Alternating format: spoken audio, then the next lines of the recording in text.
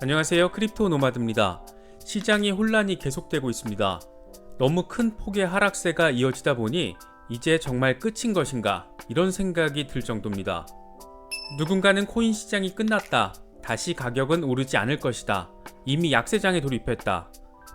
또 다른 누군가는 고래들은 여전히 저점 매수를 하고 있다. 강세장을 위한 강력한 조정이다. 이렇게 엇갈린 분석과 주장이 나오고 있습니다. 선물 시장에서는 롱 포지션과 숏 포지션이 대결세를 이루면서 하루에도 큰 폭으로 등락이 이뤄지며 개미들을 가슴 졸이게 만들고 있습니다. 끌어내리는 쪽과 끌어올리는 쪽이 팽팽히 맞서면서 비트코인 시세는 계속해서 저점을 내리고 있는 모습입니다. 현재 상황을 어떻게 봐야 할지 몇 가지 데이터를 함께 살펴보면서 분석해 보도록 하겠습니다. 중국발 악재가 쏟아지면서 비트코인뿐만 아니라 알트코인의 대장인 이더리움 역시 시세가 주저앉았습니다. 이더리움은 투매가 벌어지면서 6월 22일 장중한 때 1855달러까지 시세가 내려갔습니다. 우리의 관심사는 과연 추가적인 투매 현상이 나오면서 이더리움 역시 추가 하락이 불가피한 것인지 여부입니다. 이와 관련해 데이터 분석 업체인 센티멘트는 트위터를 통해서 월요일 이더리움 가격이 1900달러 아래로 떨어졌지만 거래소 제외 이더리움 상위 10개 고래 주소는 보유량을 늘리고 있다 이렇게 밝혔습니다. 그러면서 반면 상위 10개 거래소 고래 주소의 이더리움 보유량은 감소하고 있어서 이더리움 추가 매도 가능성은 크지 않다라고 분석했습니다. 이더리움을 대량 보유한 고래들이 거래소가 아닌 개인 지갑으로 물량을 옮기면서 추가적인 투매 가능성은 낮다는 분석입니다. 하지만 이와는 전혀 결이 다른 분석도 제기됐습니다. 온체인 데이터 분석 업체 글래스노드는 32 이더 이상을 보유하고 있는 주소가 21개월 만에 최저 수준인 105,309개를 기록했다고 밝혔습니다. 이더리움 32개는 스테이킹의 기준이기도 하고 채굴에 참여할 수 있는 기준이기도 합니다. 이더리움의 확고한 신뢰를 가지고 있는 것을 의미하기도 하는데 32개 이상 이더리움 소유 주소가 21개월 만에 최저라는 겁니다. 글로벌 암호화폐 파생상품 거래소 와이즈 비트코인 리서치 센터의 샤디 압도 애널리스트는 USDT 기준 이더리움 무기한 선물은 1750달러의 강한 지지선까지 하락할 수 있다라고 전망했는데 그러면서 이 지지선 위에서 거래되는 한 강세 관점이 우세하다. 롱 포지션 타깃은 2000달러이고 반면 1750달러 선이 붕괴될 경우에 1700달러, 1650달러까지 하락할 수 있다라고 진단했습니다. 분석기관들의 관점 역시 상당히 다양하게 제기되고 있어서 지금의 상황에서 알트코인 대장인 이더리움의 추가 가격 하락이 이루어질지 또 언제 상승세에 올라탈지는 전문가들조차 예측에 어려움을 겪고 있는 모습입니다. 그만큼 시장의 흐름이 일관성을 가지고 있지 않다는 의미로도 해석할 수 있을 것 같습니다. 지난주에 거래를 자제하고 지켜봐야 할 때라고 진단했던 크립토퀀트의 주기영 대표는 비트코인 약세장이 확인된 것 같다는 견해를 밝히기도 했습니다. 주기영 대표는 트위터를 통해서 고래 커피츄레이션 지표 그래픽을 함께 올리며 이런 말을 하기는 싫지만 비트코인 약세장이 확인된 것 같다 이렇게 말문을 열었습니다. 그러면서 너무 많은 고래들이 비트코인을 거래소로 보내고 있다라고 적었습니다. 통상 고래들이 개인 지갑에서 거래소로 물량을 이동시키는 것은 대량 매도 가능성을 암시하는 것으로도 해석되기 때문에 이게 현실화되면 추가적인 비트코인 가격 폭락이 이루어질 가능성도 존재합니다.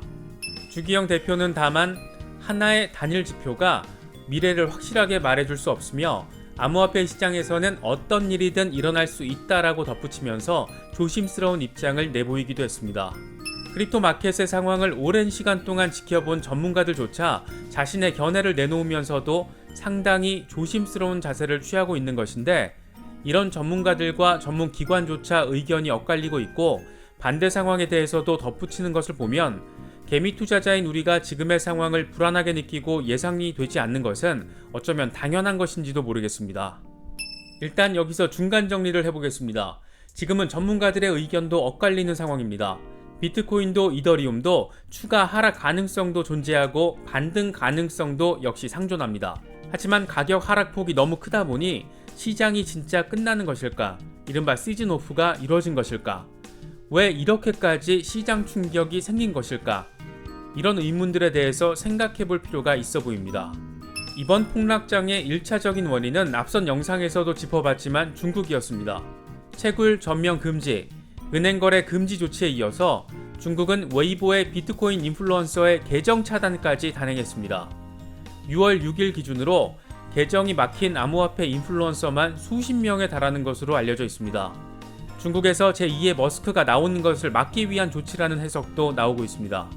2017년에도 또 2018년에도 중국은 안티크립토 정책을 취했습니다. 그 덕에 비트코인이 2년에서 3년 정도 지루한 횡보의 시간을 보내는데 한몫을 했지만 결국에 비트코인은 급등세를 보이며 신고가를 기록했습니다. 이렇게 억지로 눌러도 더 많은 자금과 더 많은 기관이 들어와 버린 크립토 마켓에 왜 지금 시기에 중국은 이토록 강력하고 또 다분히 공산당스러운 정책을 취하는 것일까?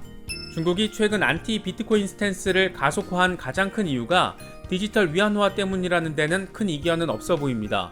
내년 2월 디지털 위안화의 공식 출범을 앞두고 가능한 모든 조치를 동원해서 암호화폐 거래 자체를 차단하고 있는 겁니다. 중국의 디지털 위안화 추진과 안티크립토 정책이 궁금하신 분들은 오른쪽 상단의 카드를 클릭하시면 확인하실 수 있습니다. 내년 2월 디지털 위안화의 출시 시점은 베이징 동계올림픽 기간에 맞춰져 있습니다. 올림픽을 맞아 국가가 지불을 보증하는 디지털 위안을 발행하겠다는 겁니다. 물론 중국이 세계인의 축제인 올림픽에 디지털 위안화를 출시하는 것은 다분히 전략적입니다. 단순히 올림픽 기간에만 사용하는 것이 아닌 디지털 위안화의 실효성을 입증하면서 무역결제 등에서 디지털 위안을 사용해 달러 패권에 도전하려는 의도가 깔려 있다라고 볼 수 있습니다. 중국이 현재 디지털 위안화를 통해 이루려는 목표는 비트코인과 이더리움, 또 리플 등이 추구하고 있는 가치와 상당 부분 겹칩니다. 게다가 이들 가상화폐들은 탈중앙화의 상징이기도 합니다. 모든 것이 중앙화돼야 하는 중국의 입장에서는 비트코인 등 가상화폐 시장을 새로운 패권 장악의 걸림돌로 바라볼 수밖에 없는 겁니다. 그러면 앞으로는 어떻게 될까? 지난 2017년과 2018년도에도 대대적인 안티 비트코인 정책이 이루어졌고 그때처럼 또 2, 3년 동안 횡보하다 상승 국면을 맞이할 것인가? 그때와 지금의 가장 큰 차이점 가운데 하나는 가상화폐 시장에 엄청난 규모의 기관 자금이 들어와 있다는 것이고 이름 들으면 알만한 거물들이 엄청난 돈을 투입해 놓고 있다는 데 있습니다. 베리 실버트, 일론 머스크, 마이클 셀러 등은 자신의 사재는 물론 자신들의 회사를 통해 비트코인을 하나의 사업 영역으로 구축한 인물들입니다. 공통점이라고 한다면 모두 미국 사람들입니다. 중국과 싸워서 이겨야 할 미국에서 가상화폐를 상징하는 거대 기업인들인 것입니다. 일각에서는 지금은 일론 머스크도 물려있는 상태다, 이런 우스갯소리가 나오고 있습니다. 머스크 빔이 쏘아져 올려졌던 시기가 대략 30K 전후 수준이었기 때문에 지금 상황이라면 머스크 역시 엄청난 돈이 사라져가고 있는 상태를 겪고 있다라고 볼 수 있습니다. 말 그대로 엄청나게 물려있는 겁니다. 그럼 우리는 여기서 생각해 봅니다. 과연 이들 거대 기업인들과 기관들이 자신들의 돈이 허공으로 날아가는 것을, 그것도 중국이라는 국가가 화폐 패권 목적으로 가격을 폭락시켰는데 이걸 두고만 보고 있을까? 어떤 일이 어떻게 벌어질지는 예단할 수 없습니다. 하지만 2018년 상황과는 또 다른 특이점이 분명히 존재하기 때문에 비트코인 가격을 끌어내리려는 존재와 끌어올리려는 존재의 싸움은 우리 같은 개미들이 생각하는 것보다 상상 이상의 차원으로 앞으로 더 전개될 가능성도 충분해 보입니다. 지금 상황에서는 그 누구도 비트코인 시장에 대해서 그 결과를 예단하기는 어려운 것으로 보입니다. 시장을 겪을 만큼 겪었을 전문가들조차 조심스러워하는 것을 보면 말 다했다라는 생각까지 듭니다. 아마 대부분의 투자자들, 특히 4월 초에 비트코인이 고점일 때 투자를 시작하신 분들은 대부분 지금쯤이면 마이너스 70% 전후를 겪고 계실 겁니다.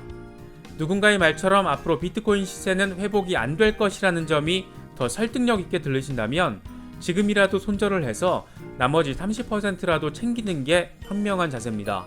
하지만 이미 일반적인 손절 라인을 지나도 한참 지난 상황이라면 내가 투자한 종목을 좀 더 신뢰하고 우리가 어떻게 할 수 없는 시장의 지금 상황을 더 지켜보는 것도 하나의 방법이 될 수 있지 않을까 생각됩니다. 정답은 아직 없는 것 같습니다. 전자가 맞을 수도 있고 후자가 맞을 수도 있습니다. 이건 시간이 증명해낼 부분입니다. 많이 어려운 시기입니다. 머지않아 웃으실 수 있는 날이 빨리 올 수 있으면 좋겠습니다. 이번 영상은 여기까지입니다. 영상이 도움이 되셨다면 좋아요와 구독을 부탁드립니다. 시청해주셔서 감사합니다. 지금까지 크립토 노마드였습니다.